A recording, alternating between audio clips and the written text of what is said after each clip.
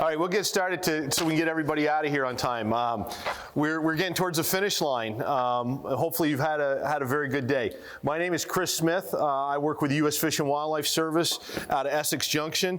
I help coordinate the habitat program over there and have been in the state of Vermont doing habitat restoration now for 28 years.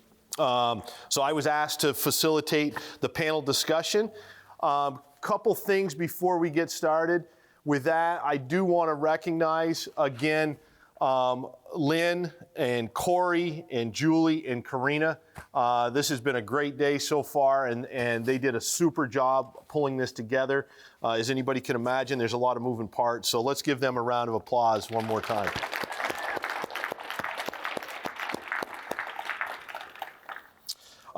We hope everybody's had a really great day of learning and networking, and hopefully you met some new people. What we're trying to do with this final session is maybe wrap some of this together, especially as it pertains to project implementation. We're going to, the panel we're going to have here, we're going to pose a couple questions. We'll get them introduced. With this, we have project management, engineering, and construction contractor on the panel. And we're going to kind of discuss the different disciplines and what they bring to this. The one thing that, and I think Laura did a great job of kicking us off this morning and kind of touching on this with the slides where she had all of the different people that are involved in the parts of this.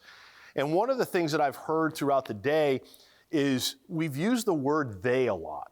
Right? So when we talk about, well, they are doing this or they are doing that, I would challenge all of us to think about maybe as we go through this presentation or this panel discussion, and as we go into the future, thinking about using we, right? We, whether we're the project manager, whether we're the constructing contractor on the project, we are all working on these projects together. And I think that that's something that this type of event really can drive home that need for us to work together on these projects and make these projects better. So with that, I'm going to let each on the panel introduce themselves, and then we're going to jump into the questions. Once we go through the questions, we're going to spend a little time with the audience following up on those questions, and then go to the next question, and then have some time at the end for general Q&A. So, Roy, maybe kick us off? Or you let Michele, you kick us off. Okay, I'm Michele Braun. Hello, there we go. In the other room, it didn't work this way. I'm Michele Braun. I'm the Executive Director of Friends of the Winooski River, and I've been in that position for 7 years, and managing projects before that as well. And I think we were supposed to talk about why we do barrier removal projects just briefly, and yep. It's extremely satisfying. Like the ecological restoration, putting things back to nature is very satisfying. I'm Ben Canonica, and my company is Canonica Landworks. I'm a contractor out of Chelsea, Vermont. And I've been doing this sort of work for about 12 years. I got started after Tropical Storm Irene, and I got into it. I started talking with Greg and Mary Russ from the White River Partnership, and they just made a comment about not being able to find contractors who were willing to work in a way and listened to what they wanted done in the river when they were being very particular about certain aspects of rebuilding channels and whatnot. And I kind of got thinking about it and realized that, they were, them and the engineers who were doing the design work were the professionals and had the experience for this type of work. And, I just kind of thought about it and realize that if you're willing to listen to what they know and share their experience with them and learn from them, then it could be a good relationship. And it has been for all those years. And now I've started to work with some other watershed groups and other engineers, and just kind of carrying that same working relationship through all those different people that you meet. And as Chris mentioned, there are so many people that are involved in each of the projects that it definitely is many layers of different ideas and different way people are looking at the same project. That explains a lot, Ben. Thank you. That's great. Hey, everyone. Roy Schiff, Water Resource Engineer with SLR Consulting. Yeah, I've been doing this in Vermont since 2005, working on rivers since 2000, really. Got into this because in like the mid 80s, I was going fishing with my dad, and we got to the stream, and Trout Unlimited was there, installing lunker structures, and so I just did that instead of fishing, and that was kind of all it was, and here we are. So yeah, I just love rivers and fish, and dam removal is probably favorite type of project, as well as culvert, fish passage restoration projects. Excellent, thank you. Thank you all. The first question, in your role with barrier removal projects, what is the biggest and most common hurdle you face working with partners in other disciplines? So that's kind of the first half. The second part of that would be, what would be helpful for other partners to understand about the constraints and challenges that you face in your role? I don't know who wants to kick that off. All right. So my role in projects is as a project manager. And I think one of the biggest challenges that I run into in that role is that, when Ben rolls up to the site with his machinery, people are real clear on why he's there and what he's doing, right? Even children know that excavators are doing the work, right? When Roy's on site, it's because he's the engineer. He designed all this. He's doing incredibly fancy math and knows how streams work and everything. So what they're doing is really well defined. I like to think that I'm useful in this process. But I don't think that the project manager role is necessarily well understood or necessarily clearly defined, and it can vary from project to project too, which makes it trickier. So I think that our role as project managers is to do the overall coordination. We also hold the accountability on the project to the funding sources, to the stakeholders. We have to make sure that we're meeting the deadlines. We have to make the decisions when there are consequential decisions that have to be made. We also have a network, as you all can see here, of other resources that we can draw on. So we can be useful at times, like if it turns out that a project is more expensive than we were expecting, if somebody makes you clean your equipment in the middle of a step, and we weren't expecting that before, I can probably find the extra funds to cover that. If we have suddenly a permit that we didn't know we were going to have, I can probably figure that out. But so I think that a lot of the challenges that I have are with it not being clear exactly what use I am. And also, as you can see, I'm a woman, which on a construction site I think is automatically disadvantageous because we're not associated with that scenery. And also with engineering. And Roy and I have a project right now where the landowner keeps asking to talk to Roy, just as Chris just offered the microphone to Roy. And I think Roy always, as you just saw, does an excellent job of saying, that's actually Michele's responsibility. And you're going to need to talk to her about that. So I think just understanding that each of our roles is so specialized and we have to really trust each other. Like, I'm not checking Roy's math. I don't know how Ben is going to get that water to go, where we want it to. I have to trust that they're going to do that stuff. And they have to trust me that I'm going to keep the money coming, and I'm going to keep the regulators happy, and I'm going to keep the landowners happy, and make sure that everyone's needs are met throughout the project. Is that all I'm supposed to talk about? Yeah, thank you. From my side of things, I guess some of the hurdles are, overcome with great communication, obviously, and that has to start right from the beginning.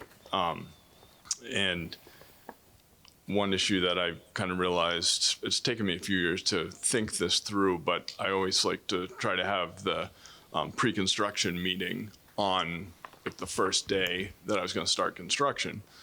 Just thinking, okay, I'll be there to work. We can get the pre-construction meeting out of the way, and we'll be off and running. But what I've learned as the years have gone on is that you have to set that date sometimes a month ahead of time, and that is really hard to hit if you have other projects going on or weather comes up or any number of things. So I've kind of learned to back off on trying to tie that into starting the project, have it up front, a couple weeks or maybe a month in advance. And that way, if there are things to discuss, usually at the pre-construction meeting, we walk through the steps, make sure everyone's on the same page. But if there are any questions or things that we need to kind of sort out, it also gives us a little bit of time to work through some of that. So that's just kind of something that I've come up with in my own scheduling to try to avoid, having some of those harder discussions right at the last minute when we're all ready to go. And, just also making sure that, if there's a project manager and engineer who's, who you're communicating with, like Michele said, is different on every project. Sometimes you're working every day with the project manager, sometimes you're working with the engineer. So just kind of establishing who you're going to for questions, but also, in the back of your mind, knowing that the funding is there and good. And upfront, if you do have a discussion about if there is, things that come up, I think we've talked about this in a lot of the panels today, is just every project, there seems to be things that come up that aren't always accounted for on the plan. So just knowing how you're going to address that going forward through the project. All right. See what I can add. So I feel like maybe the order we're sitting is wrong. Like Michelle's role, the manager is like the first child. They conceive the project. And then Ben's the wise young one who builds the thing, and the engineer's kind of caught in the middle, right? And we have to sort of respond to what the project was originally constructed as often, and then also we have to figure out how to help get it built on the ground. And I kind of feel like sometimes we're trapped in the middle of that. And there's a construct around that I mentioned in the talk, and you hear it a little in some of the engineering, like there's a little bit of a lack of flexibility to get creative, both internally from our position as well as maybe externally in terms of what permits we have to try to comply with. So being a good team member often requires like casting a pretty wide umbrella, dealing with a bunch of different personalities and trying to explain like sort of how we got to where we got and how we're going to wrap this up as a team. And I think that's like the art of engineering and also probably the biggest challenge. But when it goes right, it's probably the biggest reward of, at least in my view, of the profession. Thanks, Roy. Maybe now to engage all of you, how many out there have experienced one of those or all of those issues in your roles? Yeah, everybody. What are we missing? What's some other big ones that we can, we'll talk about as a group that maybe we didn't touch on? I mean, Michele was talking about really the role. What is their role? Ben was talking about some of the communication issues and how does that work? And then Roy was kind of describing the middle part of that, right? How do we pull this together? What are some other hurdles that are out there? or that folks have experienced?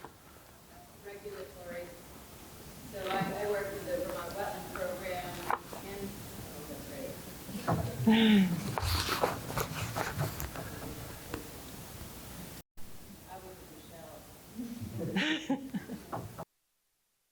Or is this just for recording purposes?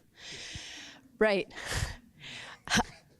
I'll use my outside voice. I'm Zapata. I'm with the Wetland Program. Angela's here with the Army Corps. Josh was here with Stream Alteration, and we're regulators. Stacy's a river scientist. While she doesn't require permits, the rest of us might. And so we're reviewing, the designs. And we're on site when they're doing the construction, and we have to be looking at it through that regulatory lens as to how that project is complying with any state rules or federal rules and regulations. And that probably hasn't been touched upon too much in this, but it's a big piece of the communication for sure that probably lands more on Michele's plate as far as project management when something does change on site based on what pops up, Ben, that is different from, yes, Roy's design. And then what is that implication from a regulatory standpoint? Thank you, Zapata. Other one, Laura, maybe first.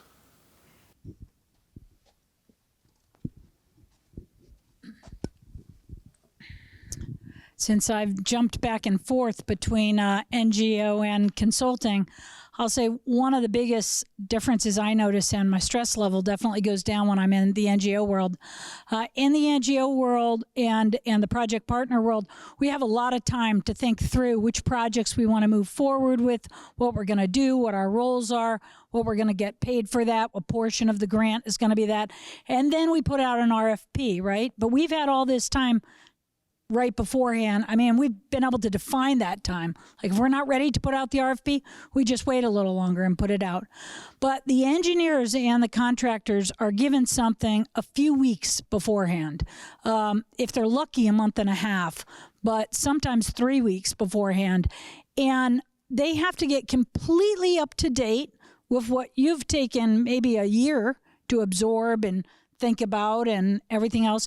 And in that short period of time, in a black box, without a lot of discussions other than Q&A that gets sent out to everyone, they have to come up with prices and scopes that they have to then stick to for the rest of the project. It immediately puts them in a defensive mode. And obviously so. It immediately puts them in a defensive mode because we as project partners know there's going to be a lot of things that happen that we weren't expecting.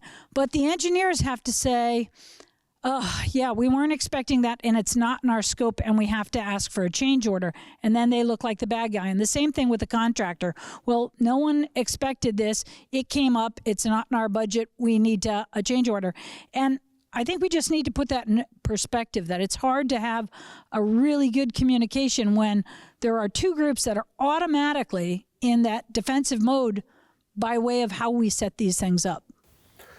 Maybe what we'll do following up on that, Roy, Ben, maybe can you speak to that a little bit? Is that, how are you dealing with that? Yeah, thanks, Laura. Yes. No, it definitely is a stressful setting.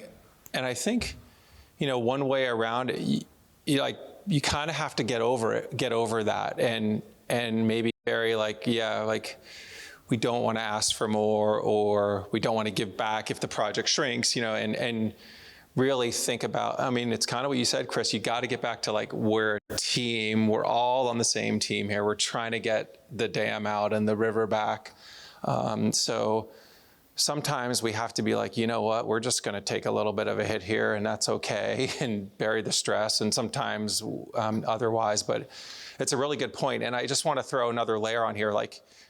We're all in a post-flood setting right now, and the dam, you're carrying a project and all of a sudden the entire world you work in is just completely shaken up. And so I think probably even the three of us and everyone out there has been heavily affected in there professionally by this flooding. And it's another thing that adds to the stress level that I think we shouldn't let that go because it's been such a big part of Vermont last couple of years. So I just want to throw that out there. Like the other pulls on the projects and then coming into these and getting up to speed do create a pretty big challenge. Yeah, I would agree with all that. And also the 3-month window that we have to work on these projects adds another, layer of stress, leading up to the projects. July 1st, I'm trying to get all my other work done so that I can be ready to go on river work July 1st, if that's what I have scheduled. And then to be out of the water by October 1st, depending on how many projects you're trying to fit in, is, a whole nother layer of added scheduling and stress and stuff. So I think just to try to keep things so everyone is aware of the timeline, and usually if you're working in this line of work you are, but I think that's a whole nother layer to it. But getting back to the original question of us being on the defensive, I don't know. I think you kind of accept that's just kind of the nature of it to some extent. And then I feel like you can either butt heads and, try to fight it out the whole way, or you can work as a team and kind of sort through stuff, and knowing that, as long as you're on the same page and you're both being, or all parties are being somewhat reasonable, there's a way to work through it all. Ben, while you have just before you pass it off, one of the things that I heard in the engineering, the end of the last engineering session was talking about the bid process, right? And how we handle the bid process, and, bidding a project that we hope to go to construction within July, bidding that in April probably, or in June, probably makes it really difficult. How does that, if you're seeing bids for something that you're going to do in July, in December or January, does that help with this situation? So much. Yeah. And I mean, I think now there's, enough of this work that's coming out that hopefully people are catching on that it needs to be put out a little bit earlier. Because, for some of us who, are interested in this work and wanting to do it, we've realized there's only a finite window. So there's only so much you can do in 3 months. But if that's the type of work you want to do, if it's coming out in early spring, it's really hard either not to have your season full with other work if other work comes along, or, if you can't only fit so many projects in of this type. So yes, the earlier the better. Michele, do you have?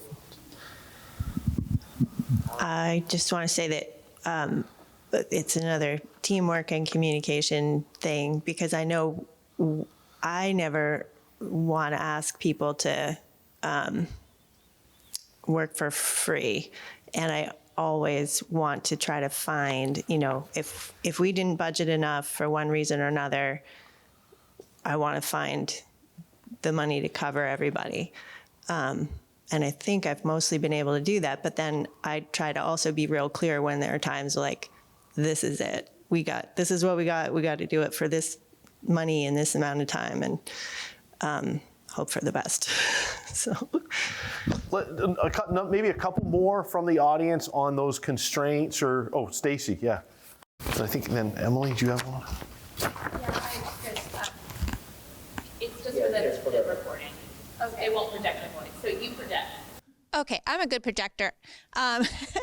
So I guess one of the things, and maybe it got talked about in a different session, but is challenging, I can, or consideration that maybe we haven't talked a lot about, is the education and outreach to both the landowner and the surrounding landowners. Some dams, Laura brought it up a little bit in her presentation this morning. Some dams, there's one person, there's out in the middle of the bailiwicks, you take it out. At other sites, it's like, hey, this is actually creating our whole pond. And when you want to take that dam out, our whole pond is going to go away. We're not excited about that. So I would be curious, if there are good resources that folks have found, or the communication skill sets that are needed to really help go from the concept of like, hey, we'd like to take this dam out and here's our reasons, but how do you get the community buy-in or the landowner buy-in, if it's a different group coming to that person to say, we would like to take your dam out, versus the landowner coming and saying, we would like you to take our dam out. Because I think that is a big challenge we've seen over the years. There's some dams that were like, that'll be my career dam when that goes out. It's been sitting for 20 years. We hope, the community changes their mind at some point, but that is a, consideration, so. So I'm going to pose that to Michele and Roy, because I think they both have had some experience in front of that, in front of those audiences. At the same time, the second question that we were going to ask here, and I think this is all kind of blending together, was what are the strategies that you use to ensure good communication and to overcome some of these hurdles? So now we're already talking about what some of those solutions are, whether it's bidding the job earlier, in the year, or pre-bid meetings. So I think we're covering the theme that we wanted just by asking the questions. So back to maybe Michele first on how do we talk to communities and landowners about these, a controversial project, or how have you? I haven't had to do that. You haven't had to do that. And I think Roy's really good at it. So I'm going to give him the microphone. Oh, no. Let's see. I do think the education piece around existing projects is helping, and we're doing a lot more projects now. So I think there's a lot of improvement here, but I do agree that there's still some major hurdles to overcome in this area. And I'm just trying to think if there's patterns. I mean, I see a lot of unique features, and it really depends on kind of who owns the dam. Like the fact that the state now is readily removing their dams that are state-owned is kind of a big step forward, and you're starting to see a lot of private dams go out now, be taken out. So I think there is education. A lot of it comes down to some sort of personalities and beliefs about what dams are, and do they have flood storage, and can I eventually put micro hydro on there? Like, these are the things that we hear. But I think this is a big step for all of us to work on at kind of every level. Like Jessica mentioned in the last construction oversight on the engineering, is that there's education going on during construction too, because many contractors haven't done dam removal. I think there's education at the front of the project and kind of in the middle. So yeah, I don't know. I'm sort of talking around the answer, but I think there definitely is work. I think workshops like this, another workshop geared to the public would be really important to keep dam removals going. And then we should mention, like, there's been actually a lot of legislative movement on dams lately, and they fundamentally are going to change the landscape for dam safety and dam removals in our state with the Flood Safety Act, and how dams are all going to have registration fees. So all those obsolete dams that people have just been letting deteriorate are now going to become a cost. And that's going to really accelerate, in my view, the dam removal movement and the education movement around that, because people are going to start to have to learn about dams and what it takes to keep them, or should I take them out? Yeah. So. Now I have a thought. This is one way in which having a watershed organization or other community partner as the project manager is helpful, I think, because we do a lot of education and outreach activities that aren't directly related to like a specific dam removal project. But, I talk to high school students about dam removals. I talk to college classes about dam removals. Karina organized a whole middle school dam removal education day.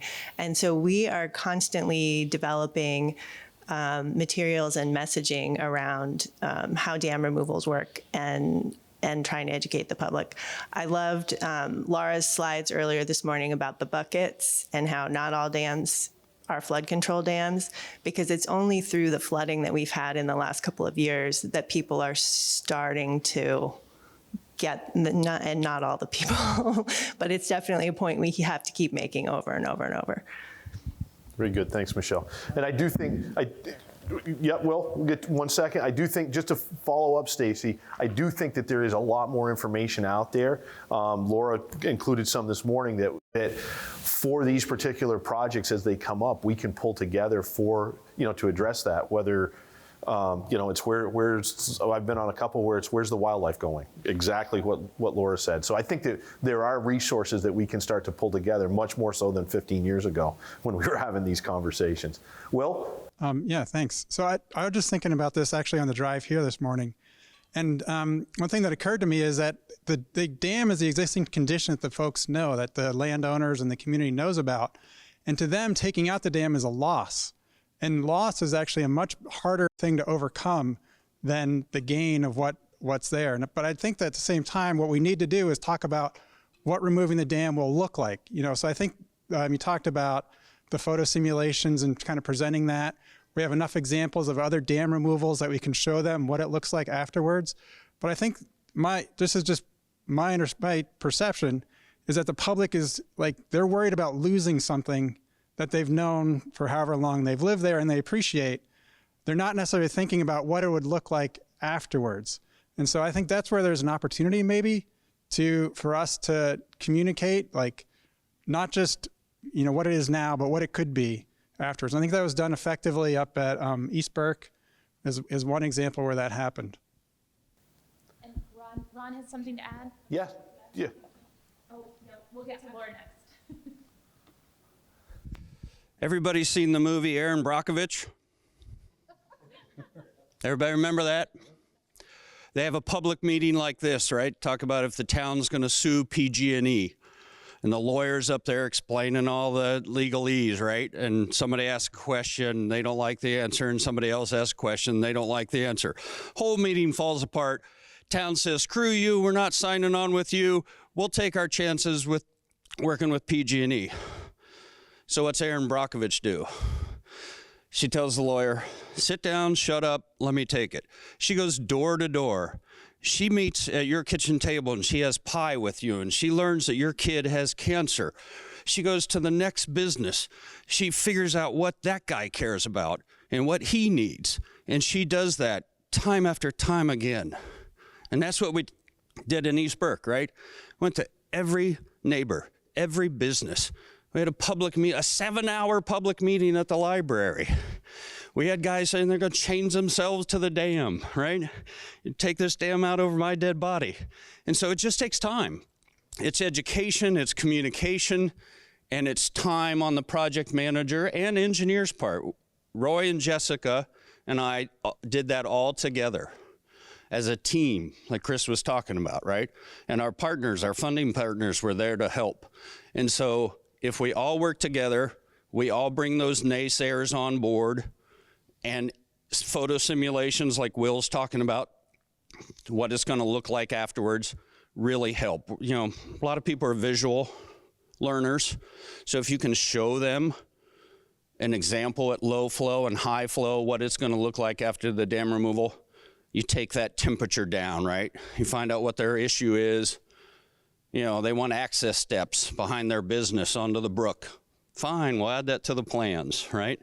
So just taking that time, Stacy, and talking with everybody. So you're not just sending them a letter, right? You're actually going and meeting. I'm going to go around in the evening and knock on doors and talk to each of those folks in that reach of the river. We even went to Londonville, the town downstream, because people were concerned that we were going to, removing the dam was going to increase flooding in the town downstream. We spent an hour down there with the select board and then a public meeting, and it takes time. And if you do that legwork, you'll be like Erin Brockovich and you'll get enough signatures on and you'll get the project done. The thing that I'll add to that, because I think it's very, very important for this audience to understand that, what Ron just described, Ron can do. I can't do. So when I show up, I could do it if I didn't have the U.S. Fish and Wildlife Service patch on, or if I didn't have a state logo on. That's one of the things that I think is we're finding even more prevalent today, is that the federal government and the state government, I wished it wasn't this way, but it's not what they see we aren't what they see on the evening news. And so the importance of those local groups like Ron, like so many of the other watershed groups or conservation districts that are in the office or on the audience, or the local conservation groups. TU and others are vitally important to play those roles, where some of the other folks, we aren't able to play those roles. As much as we would like to, and as much as we want to support the project, those roles, that Michelle's representing here are vitally important. Who else we have? Yeah, Laura. Add one thing. We can do this broader education, right? The broader education you're talking about, that's all the time. But when we start at site-specific stuff, especially like that very first public meeting, I will tell you, I go into those meetings never planning on educating them. I listen. I just go to listen. So the beginning, 1 or 2 meetings or a few, has to just be about listening, because sometimes, even if they're upset with the loss, they want to feel like they've been heard. Like, that they were listened to first, and that by listening to them, we have adapted something or recognized that this is a loss to them. So I'm just saying that that's really important too. And you can do that on a house-to-house basis. It gets quite expensive from a staff point of view, but can be done. But on public meeting point of view, if you really listen to them at the beginning, I think that helps a lot. Yeah, Roy. Yeah, that's a really good point. We're saying communicating a lot, but I actually think it actually starts with listening, and actually between these groups up here is really important.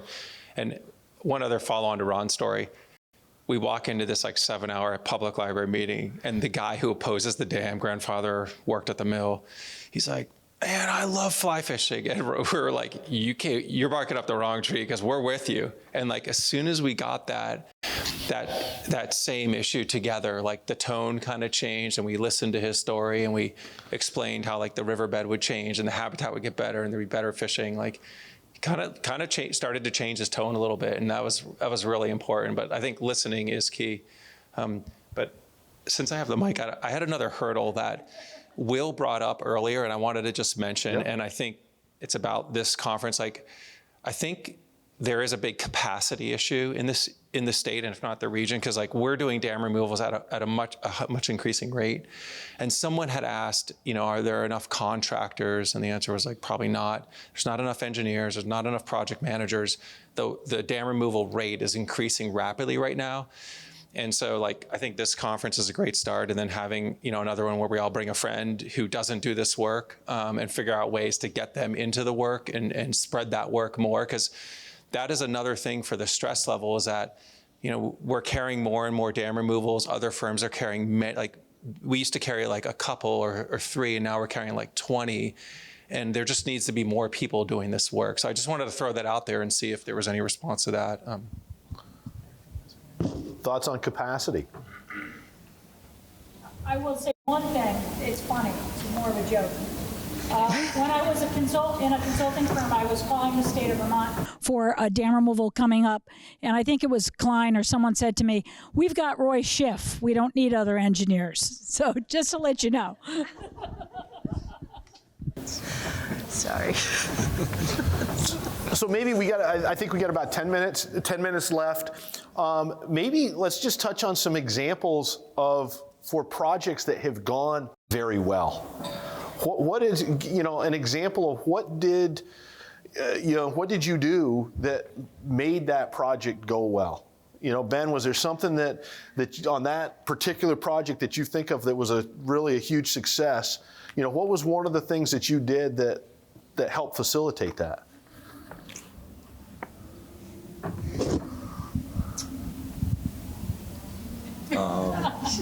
Or Michele. Try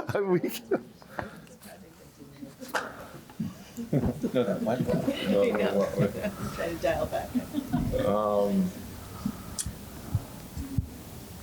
In terms of making a change in the project, or just how we communicated? Or either, how you communicated. You mentioned the pre-bid. The pre-bid meetings was something that went well. Was there other communication styles or opportunities along the line that helped to make that, stuff with Greg and Mary that, really worked well for you?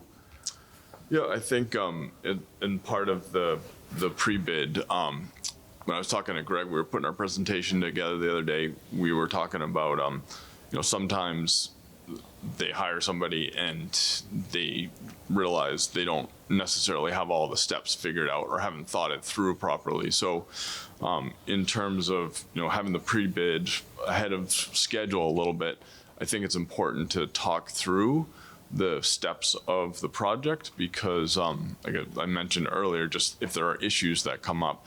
But I think it helps that that level of communication between, mostly the engineer, but I don't like having surprises, so I like to try to avoid that with other folks. And so if I can give them time to think about stuff and get back to me with an answer, then I think that's a lot more productive for all of us rather than not thinking through my process of how I'm going to get all these steps done, getting to a step and then saying, oh, Roy, this isn't going to work.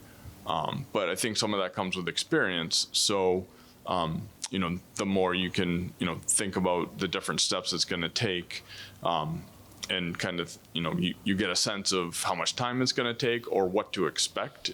And you can look at the plan and say, all right, I think this is going to work or this isn't going to work. Let's come up with an alternative before you get right down to that wire. And I think that also keeps the stress down. Because if there's funding involved, if there's changes that need to happen, you can have time to make all that work. One thing we talked about when we were planning this talk was that, as I said earlier, we each have our specialized roles and we have to trust each other. But sometimes you come into a project, like I've had to, I've picked up a project that was partly done already. And maybe that the trust building didn't happen. And so sometimes putting in place more structure and more formality can help bridge some of those gaps and help also where we never have perfect communication, right? And so on one project, we set up a week by week schedule and checked in weekly to make sure everything was progressing along the schedule to make sure that everybody felt comfortable with how things were going. So to be very intentional. To say, yes, we are going to do this, even if everybody's going, to be very intentional. Yeah. Right. So sometimes building in more formality can help a little. I wanted to put some of my coworkers on the spot, like Jessica or Alex, about Wainwright Dam and removal. So the project was kind of going sideways, some water quality issues, a lot of questions on sediment management. And I think the communications and the drive to meet together with a pretty large team and resolve it, and flexibility by the funder to cover that, really allow that project to come together. So I think that was a great example of a project that could have just gone off the rails, and that sort of communication and collaboration saved it. I don't know if you want to add a little bit there. Sure. And I want to just be clear, it didn't go off the rails during construction. Just so this was not on Markowski. This was during permitting. And I felt like we did everything right. We got input from regulators starting at concept, and at concept we pivoted. We had started with tiny bit of removal of sediment, and we went to removing a lot of sediment. We thought we had all the concerns addressed, and then way later, after permits were submitted, it turned out that there were still some big questions about the sediment that we were going to be remaining. So, we wound up meeting with a lot of people at A&R, a lot of meetings, and kind of worked through what that would mean and what it might mean for project cost change. And but it was down to the wire. We didn't have the permit until the day after the pre-con. It was because it wound up being one of those ones that had a pretty long public comment period. So it was definitely one where we really needed to we thought we were on track and needed to keep working with our partners kind of throughout the whole design process. Thanks, Jessica. Time for, let's say, one more question, and we can just open it up, be pretty general to anybody on the panel. Does anybody have a question, something we haven't covered? Chris. Yeah, Dave. Wait, Dave.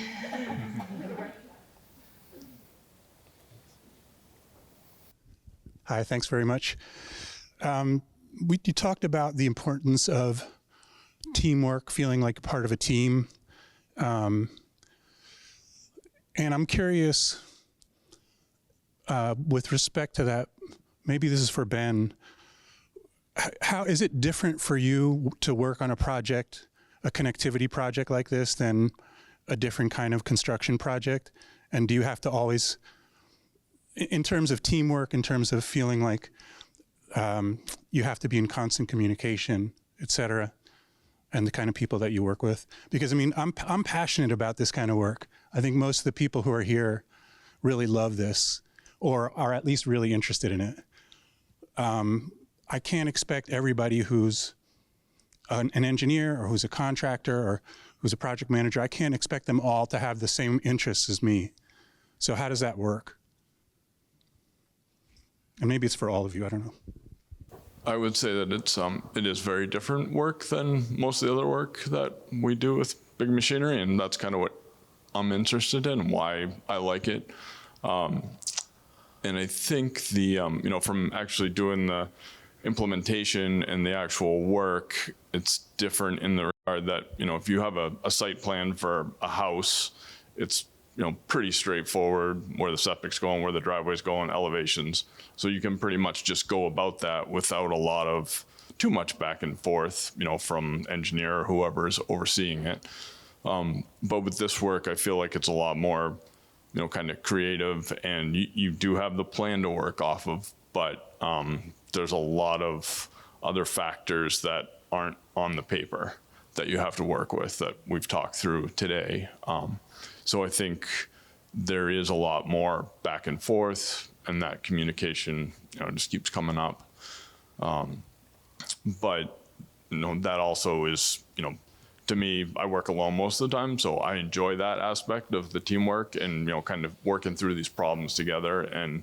But I think you also have to have a certain amount of humility, and, we're all human, and what we, come up with for ideas, we have to be okay with if it's not going to work, or, come into reasonable agreements between each other based on our background and our profession. Yeah, I guess the one thing I'd add is, it comes down to knowing who you're working with, how well do you know them? Ultimately, an operator in a machine is going to try to translate your design onto the ground, and if that person is mostly doing gravel road work or culvert work or bridge work, and they're doing a dam removal, then it's very different. So.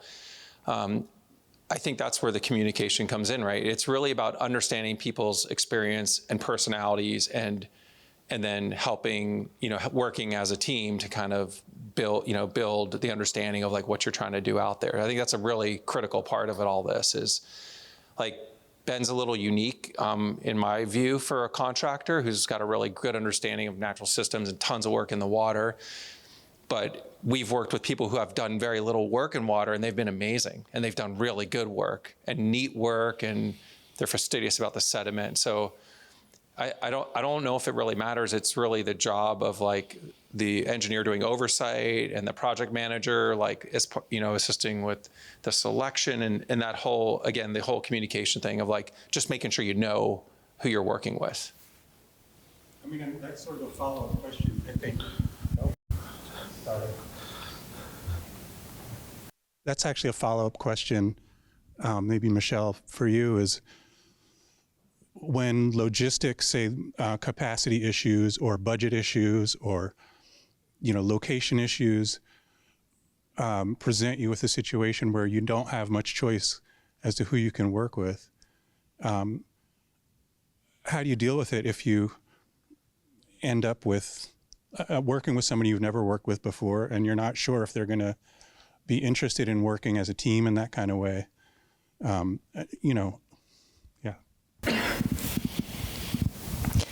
Sometimes there's a fair amount of reiterating the goals of the project and why we're doing the project.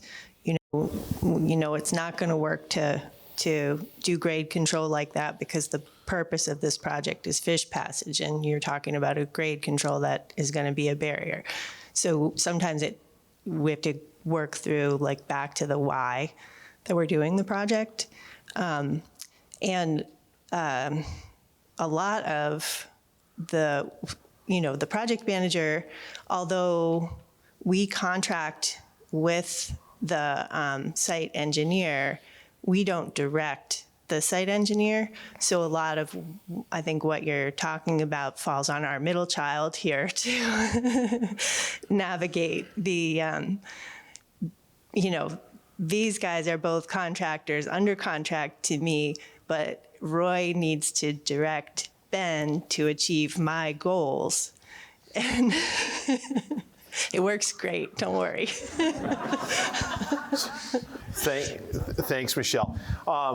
That concludes the panel discussion. We got a few closing remarks. Let's have a nice round of applause for everybody on the panel. Thank you, guys. That was awesome. All right, Karina, you taking over from here? Yes, All I'm right. taking over from here. I'm wrapping it up, guys.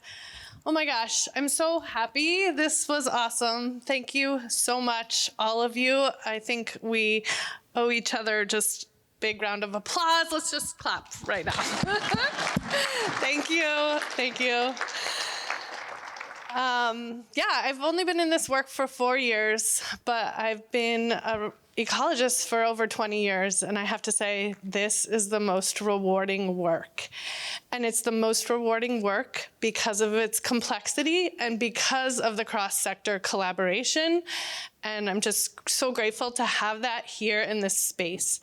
And I recognized the need for this workshop 4 years ago and have been wanting to do it.